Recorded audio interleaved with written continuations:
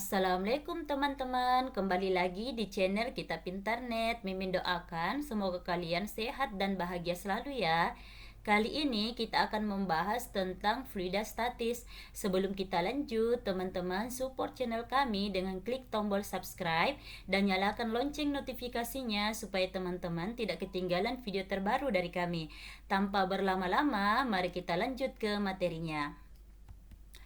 Coba perhatikan gambar di bawah. Teman-teman pasti tidak asing lagi kan dengan gambar di bawah ini. Benda apakah ini? Ya, tepat sekali. Ini adalah dongkrak hidrolik, pompa hidrolik, dan kapal selam. Dongkrak hidrolik dan pompa hidrolik adalah penerapan dari hukum Pascal, sedangkan kapal selam merupakan penerapan dari hukum Archimedes yang semuanya akan kita bahas dalam fluida statis. Apa itu fluida statis? Fluida statis adalah zat fluida yang dalam kondisi tidak bergerak atau bergerak namun tidak ada perbedaan kecepatan di antara partikelnya. Dalam fluida statis, pertama-tama kita akan membahas tentang tekanan hidrostatis, di mana tekanan hidrostatis adalah tekanan yang disebabkan oleh zat cair. Rumus tekanan hidrostatis yaitu pH sama dengan Rho dikali G dikali H, di mana Rho adalah massa jenis zat cair, G adalah percepatan gravitasi yang nilainya 10 meter per second kuadrat, dan H adalah kedalaman benda atau kedalaman titik dari permukaan zat cair. Di mana jika yang ditanyakan adalah tekanan total atau tekanan mutlak, maka PT sama dengan P0, di mana P0 adalah tekanan udara luar atau 100.000 Pascal ditambah dengan pH tekanan hidrostatis. Mari kita ke contoh soalnya. Coba perhatikan gambar di samping ini. Ditanyakan besar tekanan hidrostatis di titik A. Teman-teman perlu ketahui bahwa tekanan hidrostatis di titik A itu sama dengan tekanan hidrostatis di titik B karena dia segaris. Sehingga H di sini adalah kedalaman titik atau kedalaman benda dari permukaan zat cair. Jadi jika teman-teman ingin memperoleh berapa kedalaman dari titik permukaan ke titik B, maka teman-teman sisa mengurangi 25 dikurangi dengan 10 sehingga hanya adalah 0,15 meter. pH itu sama dengan Rho dikali G dikali dengan H, sehingga Rho-nya adalah, karena di sini zat cairnya adalah air, maka Rho-nya adalah 1 gram per centimeter pangkat 3. Jika dijadikan kilogram per meter pangkat 3, sisa dikali dengan 1000, sehingga Rho-nya adalah 1000 kilogram per meter pangkat 3 dikali dengan G 10 dan hanya adalah 0,15. Jika ini dikali maka menghasilkan tekanan hidrostatis atau pH itu sama dengan 1500 Newton per meter pangkat 3. Jika ditanyakan adalah besar tekanan total atau tekanan mutlak di titik A, maka PT itu sama dengan P0 ditambah dengan pH, di mana P0 itu ketetapan adalah 100.000 ditambah pH sesuai yang didapat tadi 1500, sehingga hasilnya adalah 101.500 Newton meter. Jika dijadikan bilangan berpangkat atau bilangan notasi ilmiah jadinya 1,015 kali 10 pangkat 5 Newton meter. Selanjutnya kita akan membahas mengenai hukum pokok hidrostatis, di mana hukum pokok hidrostatis adalah semua titik yang terletak pada kedalaman yang sama, maka tekanan hidrostatiknya itu adalah sama. Sehingga karena A, titik B, titik C, dan titik D adalah segaris, maka tekanan hidrostatis di titik A sama dengan tekanan hidrostatis di titik B, sama dengan di titik C, dan sama dengan di titik D.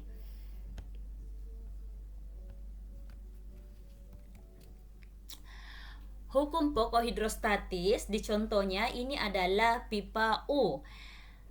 Minyak setinggi 10 cm ini minyak dituangkan ke dalam tabung U yang sebelumnya berisi air. Jadi ini adalah air. Sehingga ketinggian air pada kaki kanan ini akan naik. Tentukan tinggi HA. Jadi tinggi ini yang akan dicari. Sesuai dengan hukum pokok hidrostatis tadi, kalau tekanan di titik A itu sama dengan tekanan di titik B karena segaris. Sehingga pHA itu sama dengan pHB. Di soal diketahui tinggi H minyak, ketinggian H minyak itu adalah 10 cm, sehingga HM-nya adalah 10 cm. Rho minyak sudah menjadi ketetapan, itu adalah 800 kilogram per meter pangkat 3, sedangkan rho air itu adalah 1000 kilogram per meter pangkat 3. Sehingga kita masuk di persamaan, pHA itu sama dengan pHB karena segaris, di mana pH itu adalah rho kali G kali H. Ini juga rho kali G kali H. Di sisi kanan ada G dan di sisi kiri ada G, sehingga G-nya bisa dicoret. G-nya bisa dicoret sehingga bersisa rho A HA dikali dengan rho M HM, di mana rho A itu adalah 1000, HA itu HA sama dengan rho M. Rho M adalah 800 dan HM adalah 100. 10. 800 dikali 10 hasilnya 8000. Jadi jika kita mencari nilai HA, maka kedua ruas ini dibagi dengan 1000 sehingga menghasilkan 8000 per 1000 sama dengan 8 cm. Selanjutnya, soal berikutnya, raksa pada bejana berhubungan mempunyai selisih 2 cm. Jadi ini adalah raksa. Katanya selisih antara ini dengan ini, selisih tingginya atau bisa dikatakan adalah H2-nya itu adalah 2 cm. Massa jenisnya raksa itu adalah 13,6. Jadi jika ingin dijadikan kilogram per meter pangkat 3, sisa dikali dengan 1000, hasilnya 13.600 kg per meter pangkat 3. Kaki sebelah kiri berisi zat cair yang tingginya 25 cm. Jadi sebelah kiri ini H1-nya itu adalah 25 cm. Yang ditanyakan massa jenis zat cair yang ini, rho X. Ya, sesuai dengan hukum pokok hidrostatis, tekanan hidrostatis di titik A itu sama dengan tekanan hidrostatis di titik B. Sehingga di titik A itu, di titik A ini, di atasnya titik A itu adalah rho X kali G dikali H1. Sedangkan di titik B itu adalah rho R, rho raksa dikali G dikali dengan H2. Jadi G-nya dihapus, sisa rho X dikali H1 dan rho R dikali dengan H2. Dimasukkan angkanya sehingga diperoleh rho X dikali dengan H1 itu adalah 25. Rho R itu 13.600 dikali H2-nya adalah 2. 13.600 kali 2 hasilnya 27.200. Rho X. Jadi jika dicari nilai rho X, maka kedua ruas ini dibagi dengan 25. Sehingga di sini dihasilkan rho X, di sini 27.200 per 25 sama dengan 1088 kg per meter pangkat 3. Soal selanjutnya. Di soal ini kita hanya disuruh menentukan persamaan untuk menentukan massa jenis zat cair ketiga yang ini. Dari soal, karena titik A dan titik B berada pada garis segaris, makanya pHA sama dengan pHB. Di titik A, yang menekan di titik A hanya rho rho 1. Makanya di sini rho 1 dikali dengan G dikali dengan H1. Sedangkan di titik B yang menekan titik B itu ada dua, yaitu rho 2 dan rho 3 atau zat cair 2 dan zat cair 3. Sehingga di titik B tekanan hidrostatis di titik B yaitu rho 2 dikali dengan G dikali dengan H2 ditambah dengan rho 3 dikali dengan G dikali dengan H3 sehingga diperoleh persamaan ini.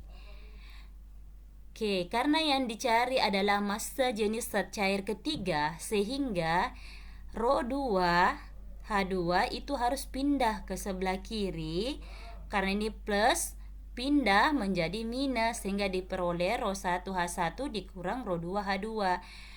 Ini sisa ya ditukar teman-teman, ini sisa ditukar tempat kiri ke kanan dan kanan ke kiri sehingga jika yang dicari adalah H3 maka kedua ruas yang dicari adalah rho 3 ya cocok, maka kedua ruas dibagi dengan H3 sehingga diperoleh rho 3. Di sini H3-nya sudah habis karena dibagi dengan H3.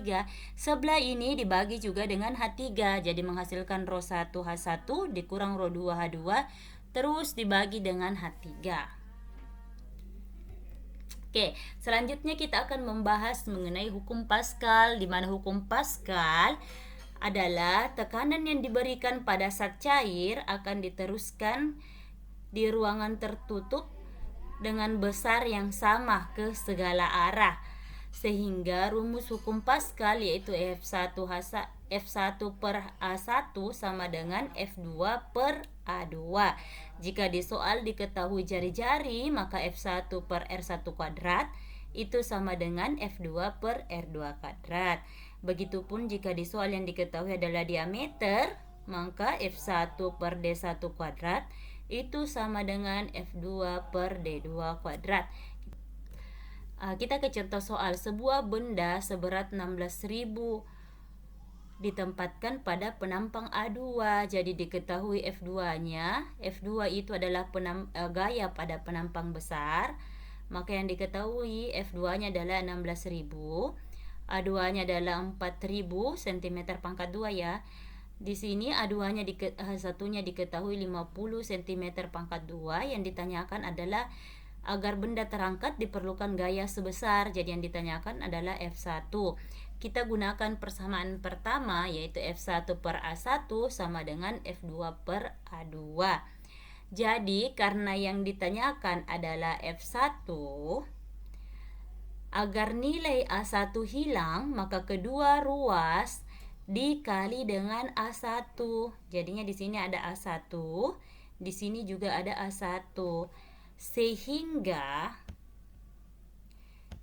ini bisa dicoret. A1 ini bisa dicoret dengan yang di bawah. Jadi F1 itu sama dengan F2 per A2 dikali dengan A1. Bisa juga pakai sistem kali silang, jadi A2 naik. Bukan ya, A1 yang naik. Oke, jadi F1 dimasukkan angkanya, F2-nya itu 16.000 per A2. A2-nya itu adalah 4.000 dikali A1. A1-nya itu 50.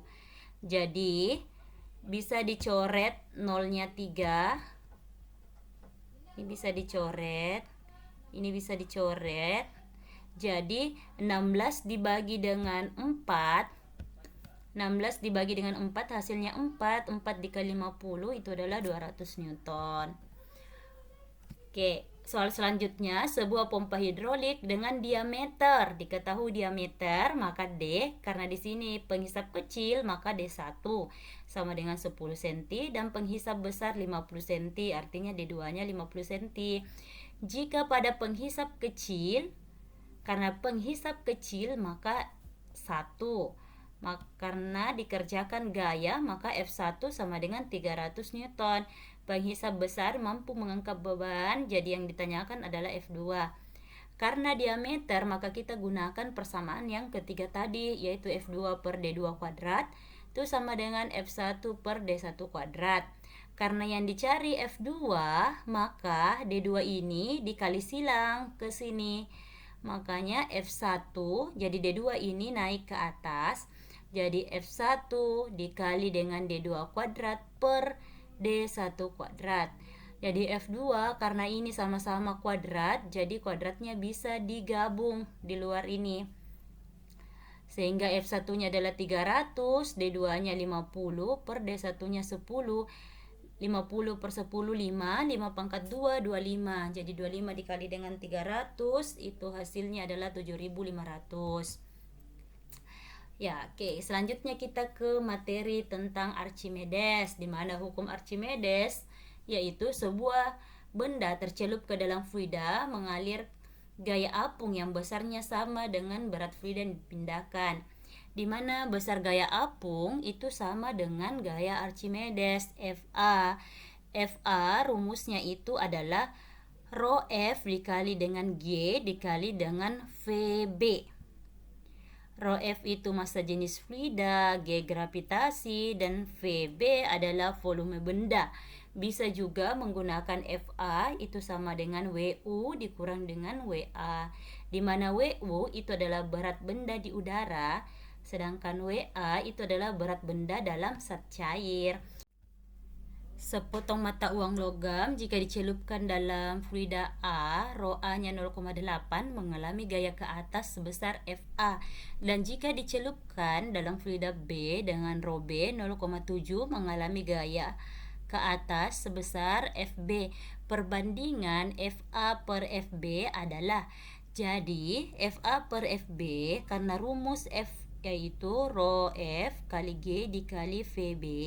Jadi di sini FA di sini adalah dia menggunakan rho A karena kalimatnya yang jika dicelupkan ke fluida A maka mengalami gaya ke atas sebesar FA. Makanya di sini FA dikali dengan G dikali dengan VA. Terus FB itu sama dengan rho B dikali dengan G dikali dengan VB. VA sama dengan VB karena bendanya sama, yang diubah yaitu sama-sama sepotong mata uang logam. Jadi G-nya bisa dicoret dan juga VA dan VB-nya bisa dicoret. Bersisa rho A per rho B. Jadi FA per FB sama dengan rho A-nya 0,8 per rho B-nya 0,7. Jadinya 8 per 7. Ya. Sepotong kaca di udara memiliki berat 25 Newton. Jadi WU-nya 25 Newton.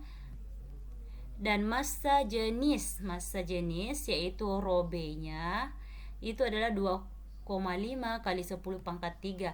Bila massa jenis air, rho F-nya adalah 1000 itu 10 pangkat 3, maka berat kaca di dalam air, berarti yang ditanyakan adalah WA.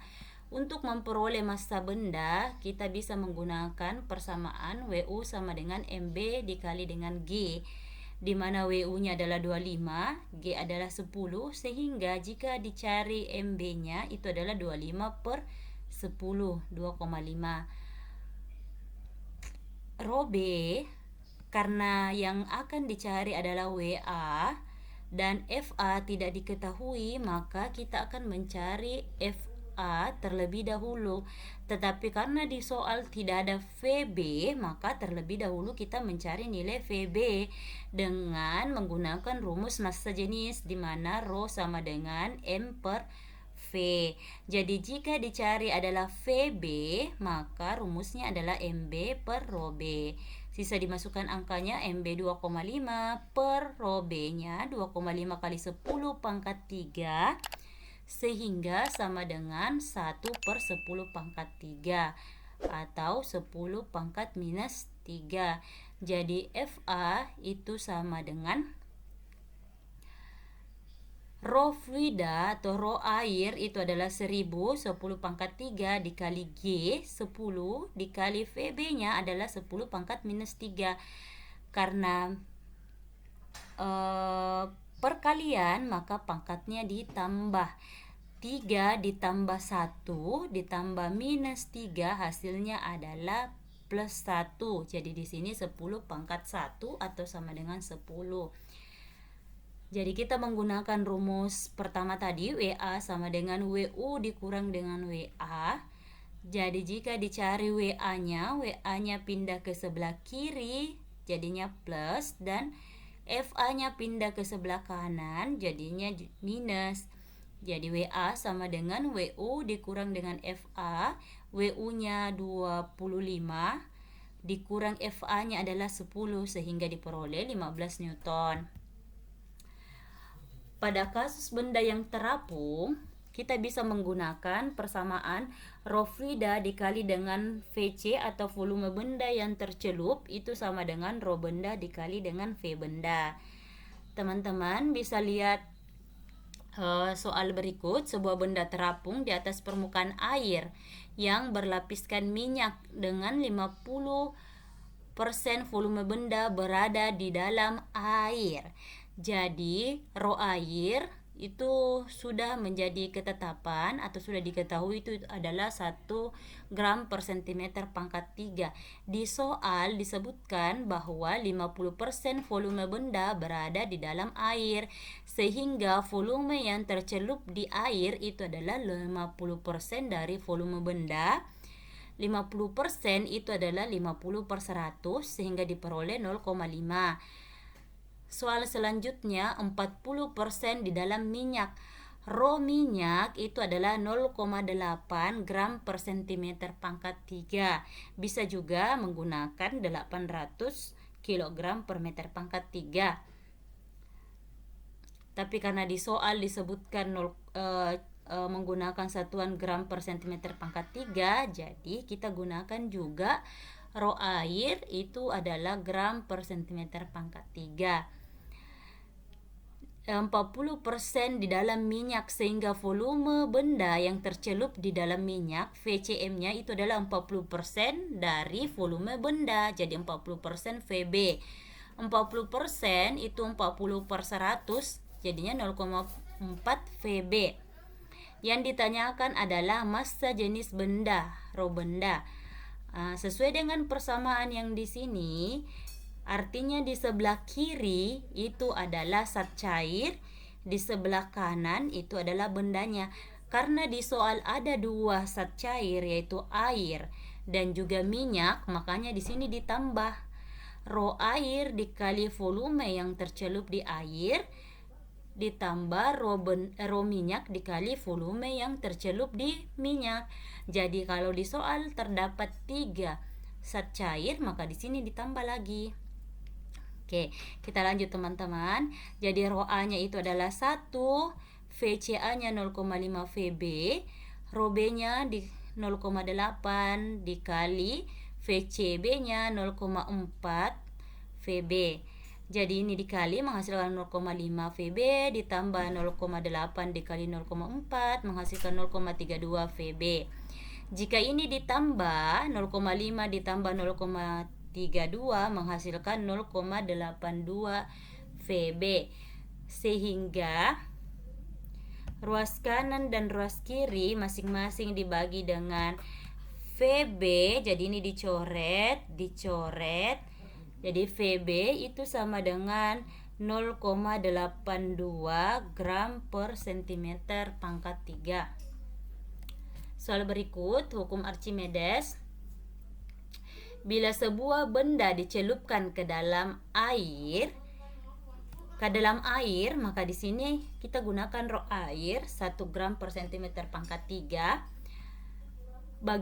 Sepertiga bagiannya muncul di permukaan air. Katanya jika dicelupkan ke dalam air, sepertiga bagiannya dicelup ke dalam sepertiga bagiannya muncul di permukaan air, sehingga untuk memperoleh volume yang tercelup di dalam air tinggal menggunakan VCA sama dengan VB dikurang dengan volume yang muncul. VB dikurang volume yang muncul di permukaan, yaitu sepertiga. Jadi sini sepertiga VB. VCA itu sama dengan, ini VB bisa diubah menjadi 3/3 VB. Karena di sini ada 3, maka ini disamakan penyebut menjadi 3/3. 3 dikurang 1 hasilnya 2, jadi 2/3 VB. Oke, jika benda dicelupkan ke dalam suatu larutan yang massa jenisnya 8/9, jadi suatu larutan tidak diketahui, maka di sini rho X.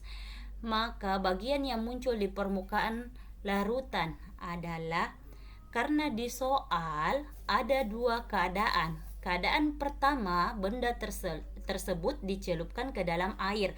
Maka kita analisis dulu persamaan pertama, keadaan pertama, yaitu kita menggunakan tadi persamaan untuk benda terapung, yaitu rho A dikali dengan VCA sama dengan rho B dikali dengan VB.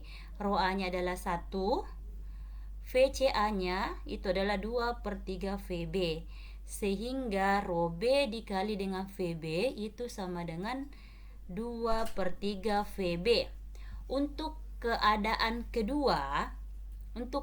kedua, yaitu benda tersebut dicelupkan ke larutan rho X, sehingga kita gunakan rho X dikali dengan VCX itu sama dengan rho B dikali dengan VB, di mana rho X itu adalah 8/9, VCX itu sama dengan rho B VB itu adalah 2/3 VB.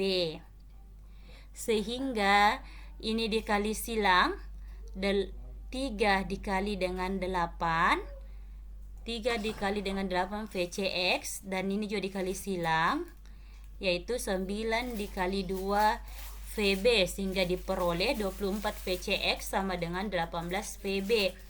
VCX itu adalah 18 VB per 24, jadi kedua sisi ini dibagi dengan 24, sehingga diperoleh VCX itu adalah 3/4 VB, di mana VCX itu adalah volume yang tercelup di zat cair rho X. Berarti yang volume yang tercelup 3/4 VB.